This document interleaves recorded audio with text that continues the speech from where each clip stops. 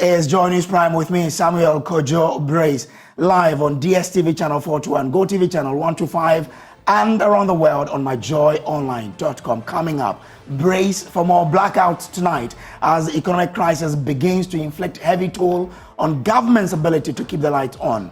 Details as desperate negotiations are underway to avert full-blown doomsday after WAPCo cut gas supply that left part of the country in darkness due to government's indebtedness. There are cash challenges. We have serious financial challenges we're looking at. If you look at it from that perspective, we should have patience for issues to bounce back. Sometimes it's a cash situation, not incompetence. Also, Ghana Health Services appeals to the Northern Electricity Company, NETCO, to rescind its decision to disconnect power to major health facilities, including the Bono East Regional Cold Room. Also, the final funeral rite for the Queen of Ghana State, Manye Nadede Omedru III, gets underway at the Palace of the Ghana King in Accra. We'll bring you more on how the day one went.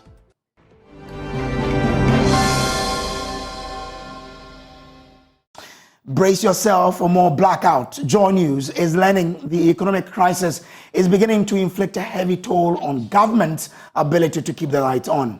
There are desperate negotiations underway to avert a full-blown doomsday after West African Gas Pipeline Company, WAPCo, cut gas supply that left parts of the country in darkness last night due to government's indebtedness. The Minority Parliament is pegging this indebtedness at $20 million.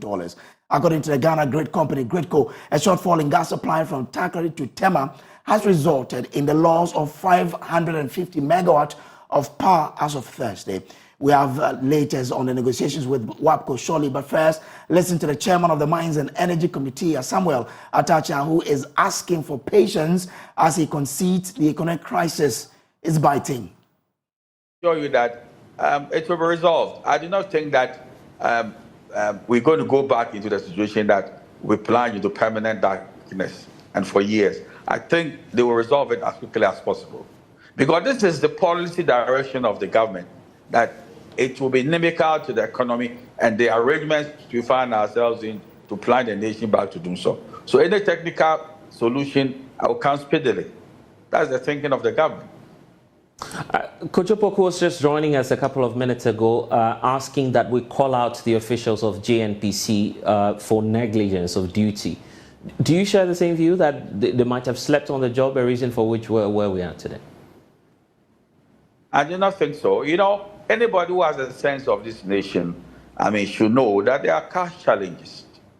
The fact that I even went to IMF should let you know that we have serious financial challenges we're looking at. If you look at it from that perspective, we should have patience for issues to bounce back.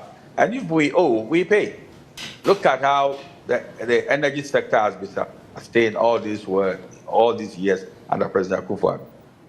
I'm telling you that he's done the yeoman's job as far as the energy sector is concerned. But when you have financial challenges, as we find ourselves in, sometimes it's a cash situation, not incompetence. If we improve our cash situation and we have a leeway to pay monies under contractual obligations, the president and the energy minister will be the first to, pay monies, and then that's the end of the problem.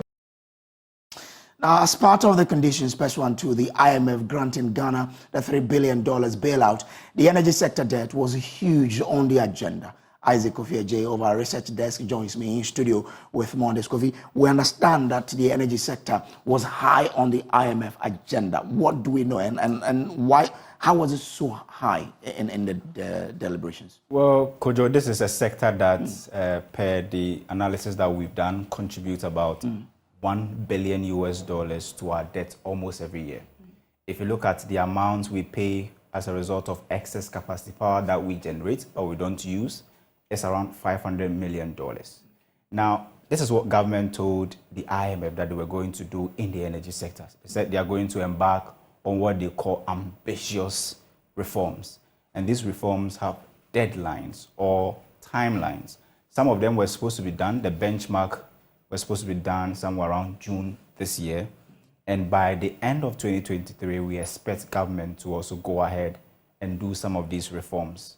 And if you look at what we presented to the IMF, we said we are going to review certain things like the arrangement that we have with these IPPs and power suppliers. Fuel suppliers, I mean, even WAPCo is actually included because they help us in the transportation of the gas that exactly. And today we've been talking about the amounts that, should I say even GridCo owes to WAPCo. We are talking about $20 million. This debt 2 months ago was somewhere around 13 million. And so within a very short span, we've added about $7 million to the debt. And it's because we've signed an agreement with WAPCo to help us do two things. One, transport gas from Nigeria to Ghana.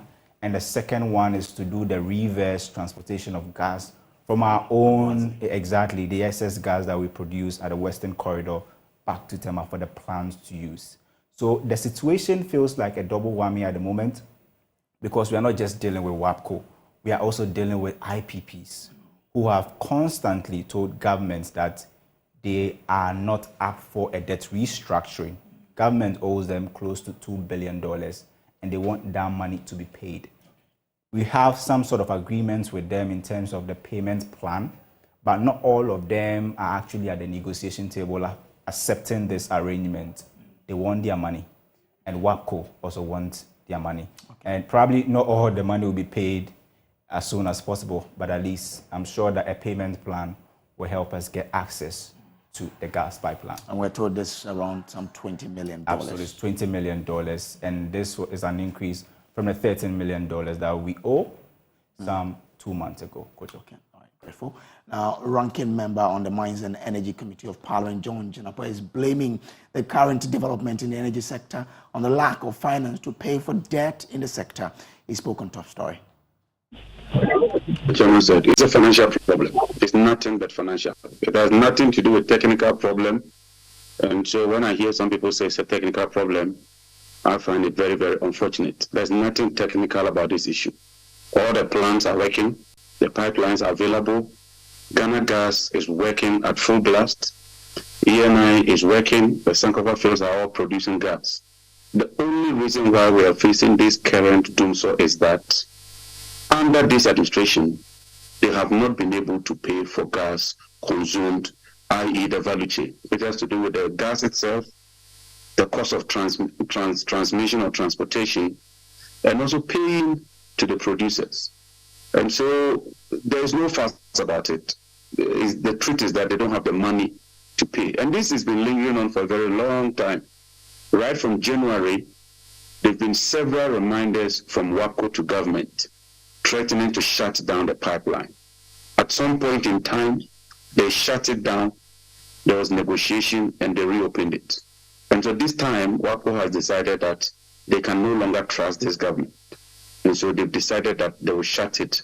And until they see something concrete, something tangible, they will not open the pipeline. And so it's led to a deficit of about 500 megawatts from Tema. We are just lucky as a country. It would have been worse. Because unlike 2014, 2015, when the Akosombo Dam could run only at 30%, today we have so much water, the hydrology is even beyond the maximum capacity to extend that they are spilling. And so that is what is even holding the system.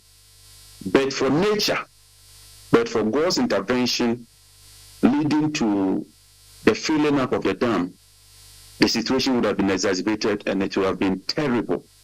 And so if you want to drill it down, the bottom line is that government hasn't been able to pay WAPCo. WAPCo has sent several reminders, several assurances have come the way, but the money doesn't go. And so they finally decided that, look, enough is enough. Learning that GNPC and WAPCo have reached a tentative agreement on the way forward. What does this mean for you as a consumer? Jefa Bampo is Manager Corporate Communications at GridCo, and she's been speaking on Top Story a while ago. There will be some shortfall, and this is not because the plants are not working. On a technical level, it takes some time for the gas to come through the pipelines at peak level, And it also takes time for the thermal plants which use this gas to also get to optimum level where then you can have your full capacity. It takes, from what I know, when a plant is down, sometimes up to 3 hours. So it's really difficult to say that is because some agreement has been reached. So we're waiting to see what comes through to Tema, and then we will know what the shortfall is. There was a projected shortfall in the morning, but with this agreement, it wouldn't be fair to mention that amount because it could change. And has this made it a situation that has forced some of the plants to shut down just yet? I beg your pardon, I didn't get the question. Has any of the plants shut down just yet because of the challenges that we faced in the last few hours and days? Oh, some of the plants have been down since Wednesday, and that's because we've just not had the gas coming through the pipeline from Abuazi Takwadi. So what it is that we receive gas from 2 sources. We receive gas from Nigeria. There is no problem there. It's only 55 million standard cubic feet. We receive gas from the Western Enclave, from ENI Sankofa, and from Tale Jubilee. That totals some 335 million standard cubic feet of gas. Not all that gas is used at once in the Takoradi Abuazi Enclave. Some of it is shipped down, transported down to Tema. It is that excess gas of about 150 million standard cubic feet that we are not receiving since Wednesday, which is why some of the plants in Tema, and these are plants like Shina and Asobu, they can't run. They need gas to run at full capacity to give you some 360 megawatts of power. That's for Shina and Asobu, and then the others. So it's not as simple as, oh, it's just a shortage. There are dynamics in the value chain that need to be addressed. So quite an interesting development in the energy sector. Joining us for a discussion on this is the Executive Director of the Institute for Energy Security, Nana Amoisi IV. And I'm grateful for joining us. What is your reading of the situation at hand?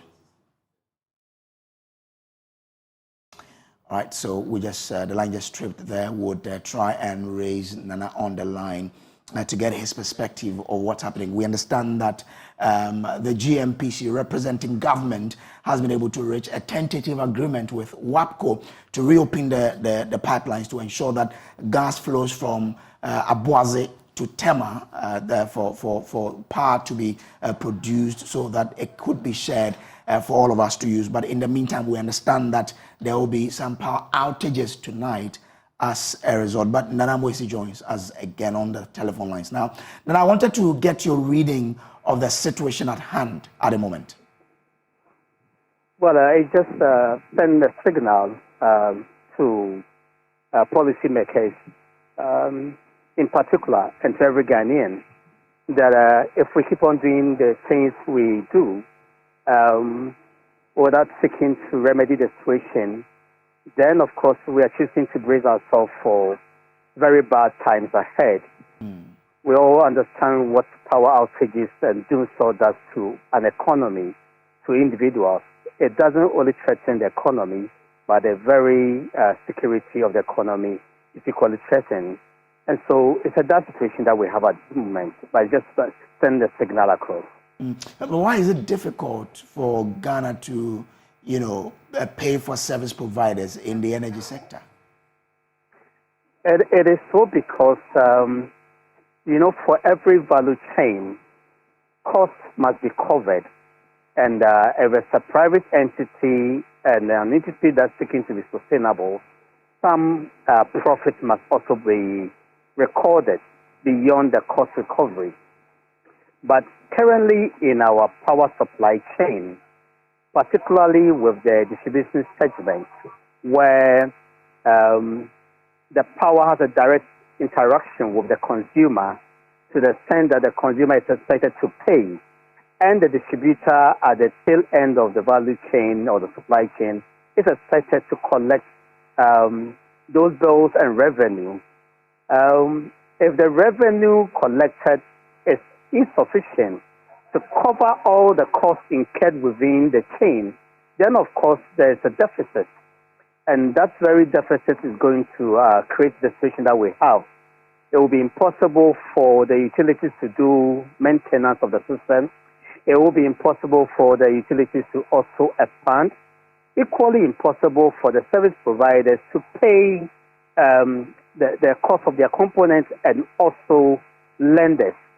In such a situation, of course, then we cannot be assured of that power supply, sustainability, that constant flow of power that we so much desire. And in just 30 seconds, what needs to be done to avert these, regular happenings in the sector? Well, we should improve on the efficiency of the power supply system. We should collect the money when it's due. We should take politics and the interference of government out of the system and give the power segment to competent hands. That's the only way that we can assure ourselves of adequate, consistent power supply at every point in time. All right. Grateful to you. Nana Moisi, the fourth, is the Executive Director for the Institute for Energy Security. Well, moving on to other stories. Deputy Director General of the Ghana Health Services, Dr.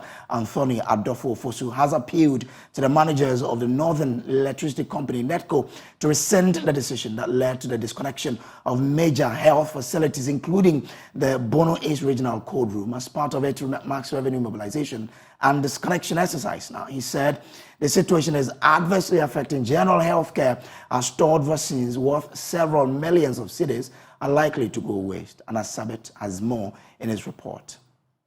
The Northern Electricity Distribution Company has, as part of its mass revenue mobilization and disconnection exercise, disconnected power supply to some major health facilities across the Bono East Enclave, and this includes the Regional Cold Room, which is under the Bono East Regional Health Directorate.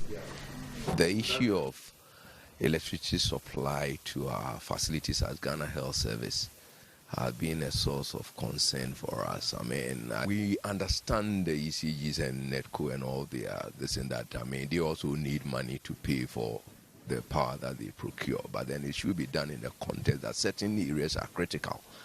I mean, and some way need to be found that they are not made victims of a system. And that is our concern, because we've negotiated with them over this, but then along the line, then you go back again.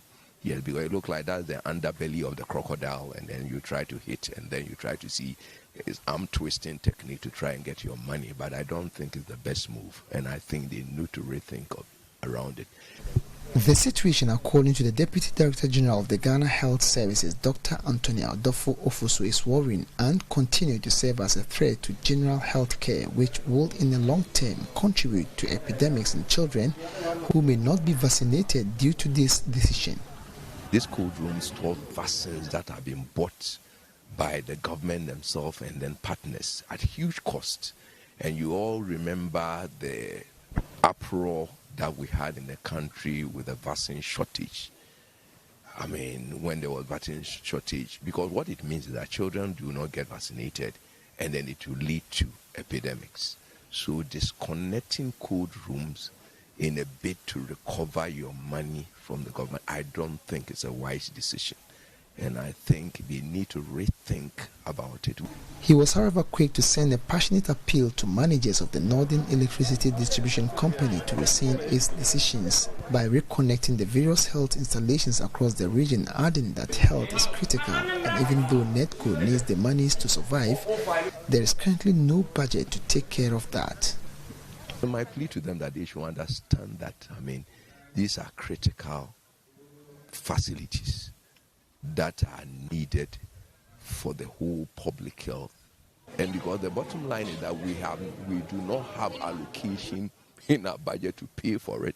So we need to find a way of negotiating a way in which it will be conducive for all. We understand that they also have bills to pay.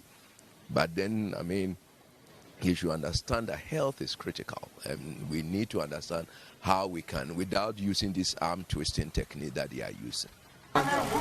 Reporting for Joy News, Anas Sabit, Tichiman. Our former executive vice president of Unilever Ghana and Nigeria, Yao Nsako, says the extent of devastation caused by the spillage of the Akosombo and Bon dams could have been averted if the authorities valued the lives of the affected. And according to him, how the exercise was carried out shows the authorities in the country see the less privileged as mere object and hence fail to prioritize their interest.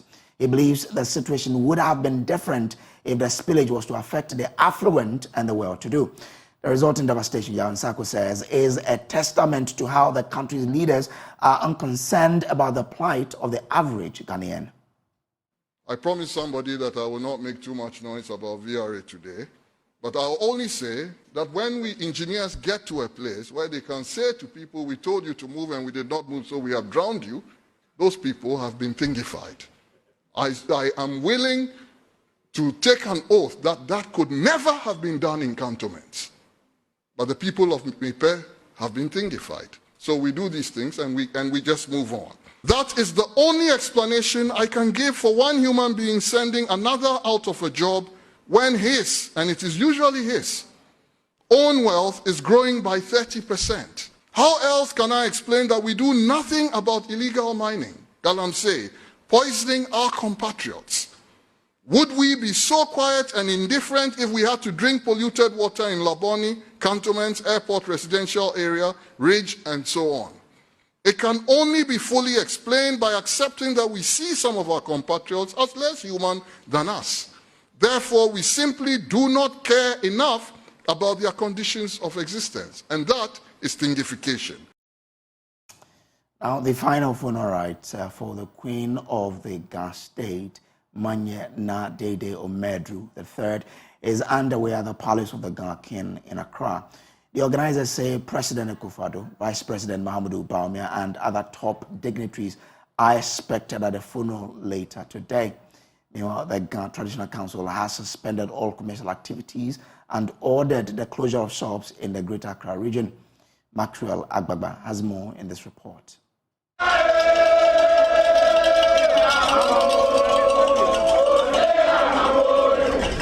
All is set for the final funeral rites and burial of the Queen of the Ghana State.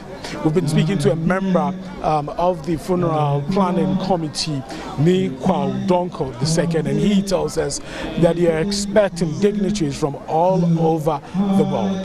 He says President Akufo-Addo, the Vice President, Dr. Mahamudu Bawumia, and the Ashanti are all expected to be in attendance tomorrow. There has been a lot of firing of musketry here, but many of the people waiting patiently for the vigil that will take place here later today. We are told there will be a private burial ceremony tomorrow. Today we are having a vigil. There will be an interdenominational church service for our Queen Mother. After that, tomorrow we shall have a funeral celebration for our Queen Mother. After the celebration on Sunday, we shall go to a church service at John Atta Mills Highway, that is the former High Street, Holy Trinity Cathedral. From there, from 9 o'clock to 12 o'clock, from there we shall move back to Ghana Traditional Council, have small reception, and then we break off. We have gone as far as to the north. The president has been here. We expect the president to come, the vice president, and some of the dignitaries, the ministers, parliamentarians, and other important personalities we are expecting. Even Akwamu was here the other time. We expect a lot of chiefs. Activities tomorrow in Accra. Yes. Bonafide, is it the whole of the Greater Accra? It's the whole of Greater Accra region. The Queen Mother is for Greater Accra. It's for Greater Accra region. It's Accra Queen Mother. So it's the whole Greater Accra.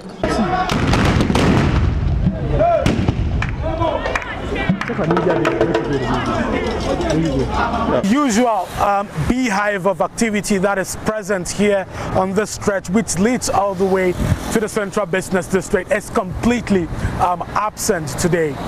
the gridlock that is usually on the stretch is not there, as many people have deserted the central business district. The capital, as you already know, is getting ready for the final funeral rites of the late Queen Mother of the Ga State. The Ga Traditional Council, although suspended commercial activities and the closure of all shops within the central business district on Saturday, business owners here tell me that they are already recording low sales. Some Okada riders I've been speaking to say they have been heavily affected. The business calmed down small because of the funeral. Because sometimes like this time, even crowd that days, by this time we go feel work small, but now the business calmed down because of the funeral. We do nothing. We just stand see. Nobody is inside. They are just standing. All the stores are closed since yesterday to today. A lot of the public buildings here in the central business district have all been draped in this red and black colors, commiserated with the Ga State. Many of them are closed, although the suspension of commercial activities takes effect from tomorrow. Many of them are closed. I've been speaking to a lady who sells sachet water here in this market, Belinda Fimpoma, and she's been telling me about how this has somehow affected business here in the central business district. Today, town is dull. Today the town is so quiet. It's different from every day. Yes, what I'm seeing today and yesterday was different from every day. Yes. Now, shop owners at Circle and other parts of Accra have closed their shops as early as 5 p.m. today in anticipation of the funeral of the Ga Manye Na Dede Omedru III. The situation left many passengers at various bus stops stranded, struggling to get car to their destinations. My colleague James Aveji has just returned from Circle with more in this report. It's just 6:15 p.m.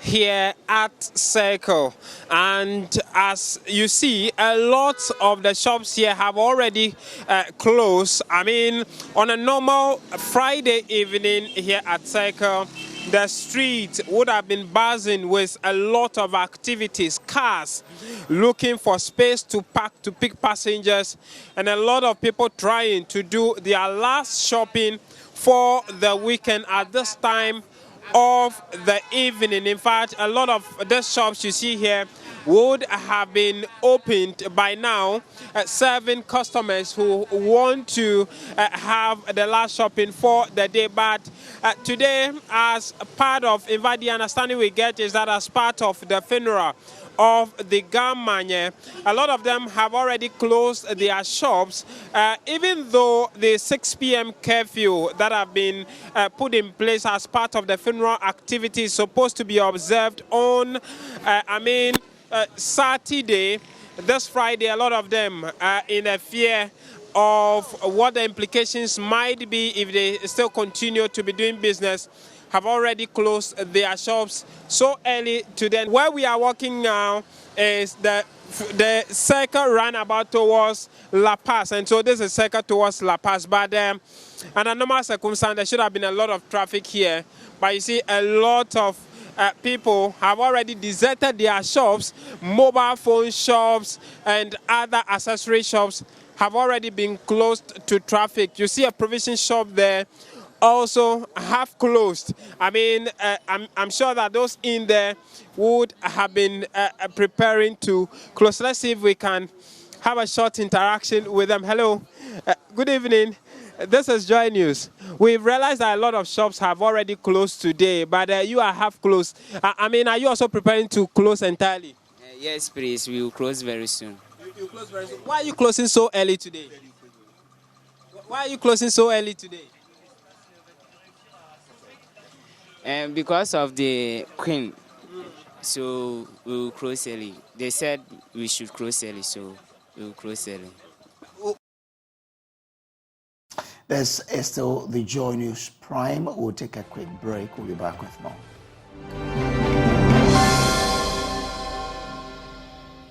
Welcome back from the break. Now, fire has destroyed property in a 21-bedroom house at Anoga in the Oferikro municipality of the Ashanti region.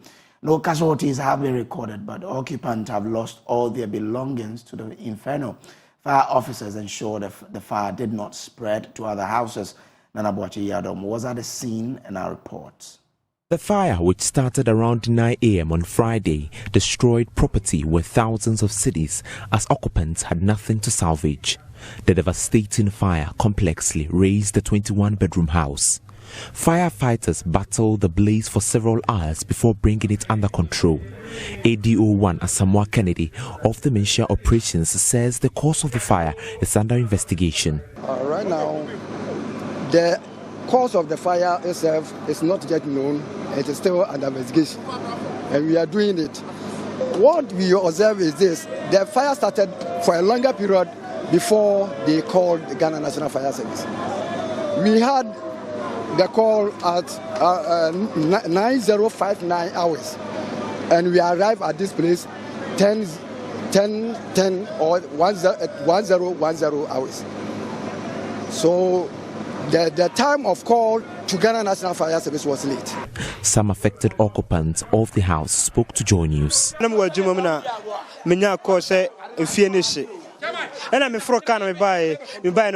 I heard the news when I was at work, so I quickly rushed in to check, and it was true.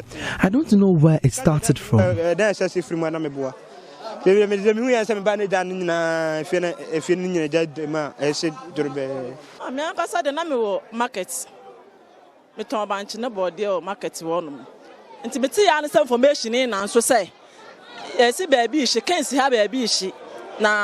was at the market when I heard of the outbreak. The fire service personnel didn't come on time. When I arrived, I couldn't salvage anything.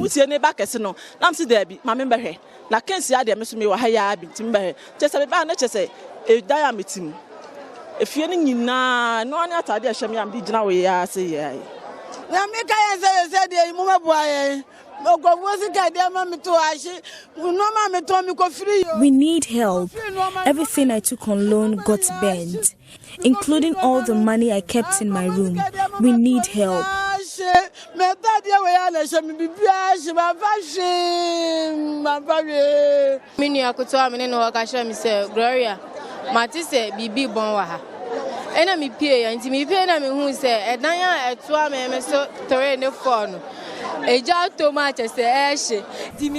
My little sister told me of the outbreak, so I quickly got out of the house and sounded the alarm.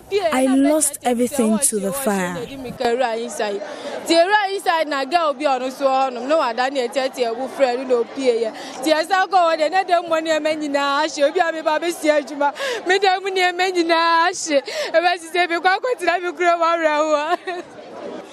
If you are just to mammy and your man in our shit, at your any about draw, you no mark and one idiot say, we couldn't salvage anything, not even the uniform of my children. We lost everything to the fire. We have absolutely nothing. For JoyNews, Nana Boachi Yadom, Kumasi. Now, a violent clash between the youth of Ejura and a police military team in June 2021 resulted in deaths and injuries, leaving the Ashanti regional town in a state of insecurity. But Interior Minister Ambrose Derry says the establishment of a formed police unit has helped improve security and eased tension as the government pays compensation to bereaved families and affected victims. But Ejura residents are disputing the minister's claim of improved security, saying all is not rosy. Our interior of our security desk visited the community and has more in the following report. But now I can tell you that just as has been acknowledged, the police have expanded their area of operation. Crime has reduced in Ejura as reported and beyond. And we are going to make sure that we continue to work together to make this police service more professional and more accommodating. Mr. Derry was speaking at the inauguration of a divisional police headquarters at Ejura, built in response to the recommendations of a ministerial committee tasked to investigate the 2021 unrest in Ejura, which led to the death of 2 people. 2 persons, Abdul Nasir Yusuf and Mutala Mohammed, died following a clash between irate youth of Ejura and the police military team. They were protesting the death of a social media activist, Ibrahim Mohammed, also known as Kakamechu. That June 28, 2021 incident also saw 3 persons, 20-year-old Louise Ayepa, Awal Mesbao and Nasif Nuhu, aged 16 and 30 respectively, injured. The Justice George Kumson's committee, in a 10-point recommendation, called for the payment of compensation to bereaved and affected families. It also called for structural expansion of the Ejura police station and increase in personnel. I took bold decision. 3 years after the incident, Ejura Bema Osei Hwedia II led the traditional authorities and mobilized residents to initiate construction of a divisional police headquarters at the cost of 1.8 million Ghana cedis. This, according to the Ejura, is to solve the area's security concerns. The committee, after weeks of investigations, made 10 recommendations. The 10 recommendations was call for expansion of Ejura police station and an increase in personnel. While the government made strenuous efforts to provide solace to injured and families of the dead, I took bold decision to lead my elders to mobilize resources to help provide requisite infrastructure that will facilitate increase of presence in town. From Ejura, my name is Ohimi Ntibia for JoyNews.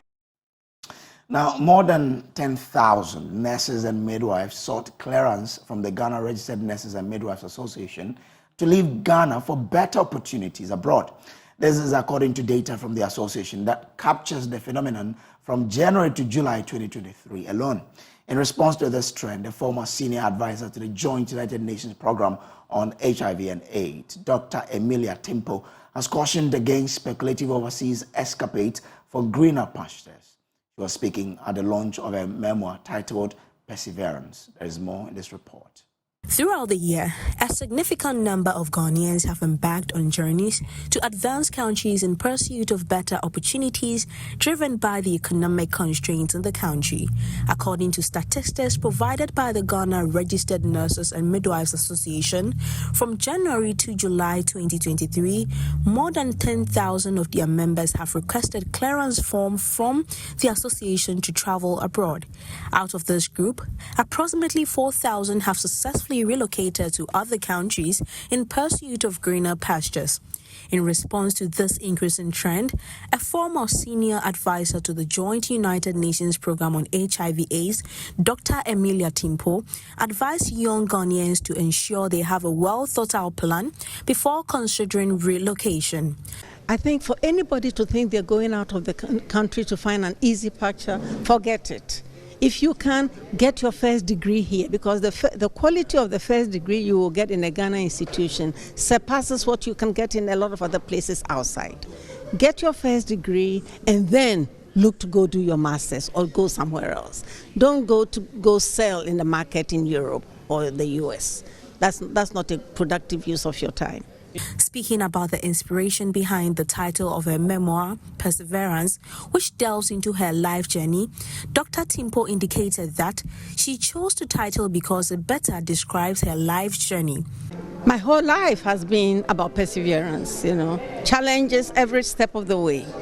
I couldn't think of a better word, because, too many challenges, and yet I felt that I always have to find ways around whatever the challenge was, and you can only do that if you persevere, if you, go against the mold. make mistakes along the way, and accept that it's okay to make mistakes. You're not going to be perfect, and it's okay, but you have to look at the goal ahead and work towards it. Former chairperson of the National Media Commission, Nana Kwesi Jan Apentin, read excerpts of the book. But her A-level results in physics meant she could not gain admission to the medical school.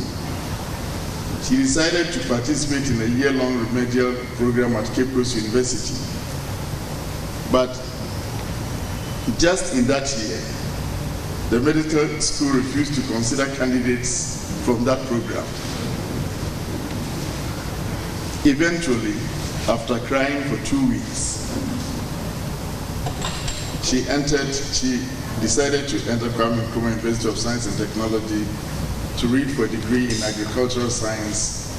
Professor Emerita Techiwa Manu, who had the privilege of reading the book, pointed out that there are valuable lessons that everyone can learn from it. So this is about an individual life, but it's got lessons for all of us, you know. Perseverance means that there are difficulties, there are roadblocks, but you find ways to overcome them.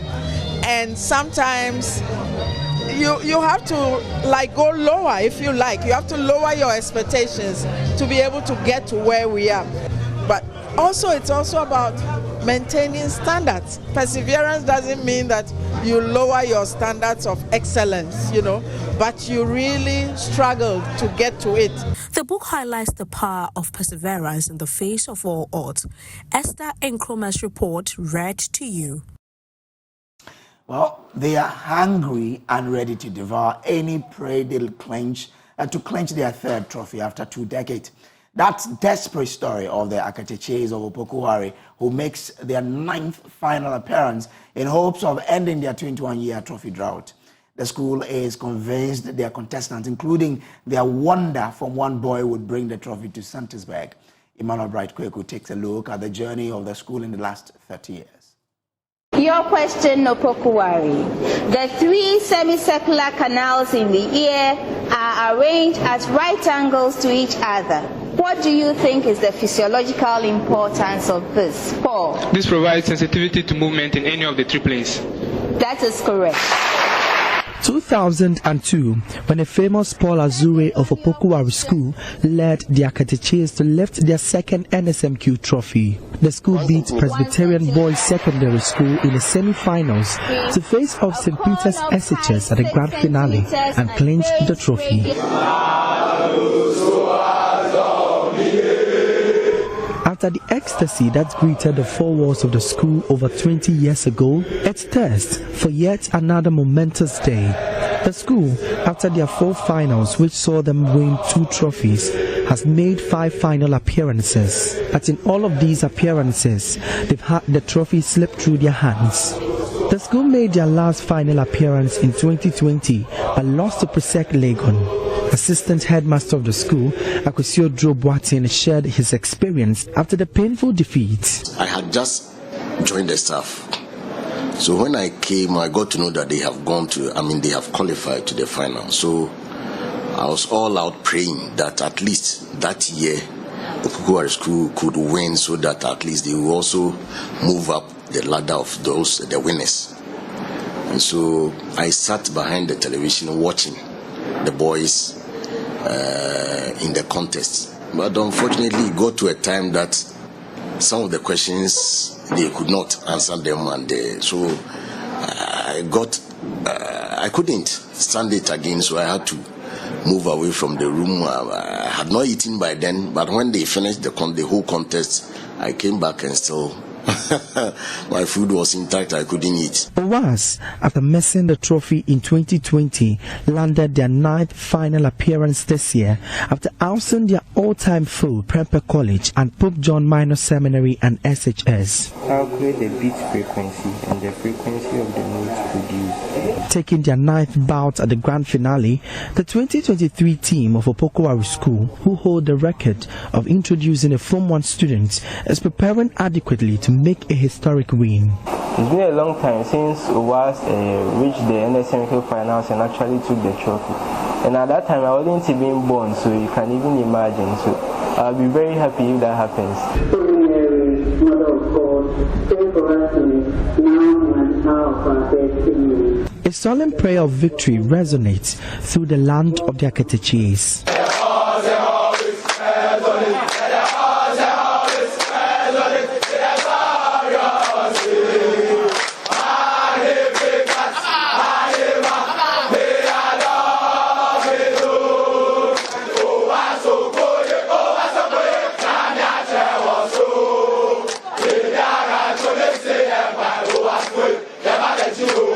Like a hungry lion, the Owarians are ready to devour any school.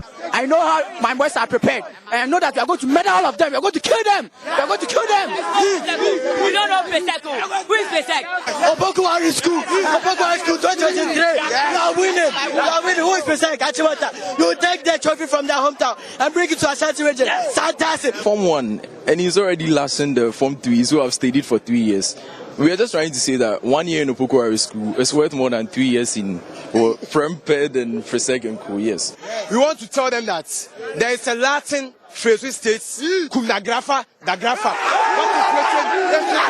So what is written? What is written? It is written that we are bringing the trophy in Kumasi. It's between two schools. And I want to tell them that Achimota Presec, they will play and they will become second, Presec. Achimota, they be yaros. A win for the Opokuwari School would not only translate into a bragging rights, but also a motivation to whip up interest in learning science and maths. Here is Ose Kwame, a mathematics tutor at the school. Well, I wish you come to my class for the past 2 weeks. It's part of the things I used to motivate them before I teach. I teach elective math and commerce, and I bring them to the dimensions of the contest, the things about them, and it whips them up, and it gingers them to learn. So honestly, I can't wait when we win this cup.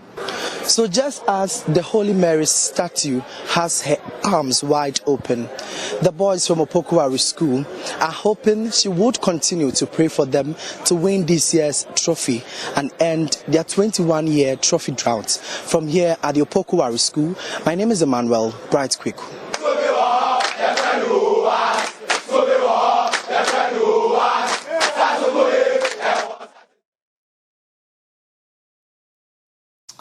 And we will be there every second, every minute, every hour of the final. So do stay here with us. We'll bring you all of that on the Joy News channel. And that's how we wrap up today's bulletin. There's more news on myjoyonline.com. My name is Samuel Kojo Brace. Up next is Prime Business with Pius Kojo Baka. Have a great evening and, of course, enjoy your weekend.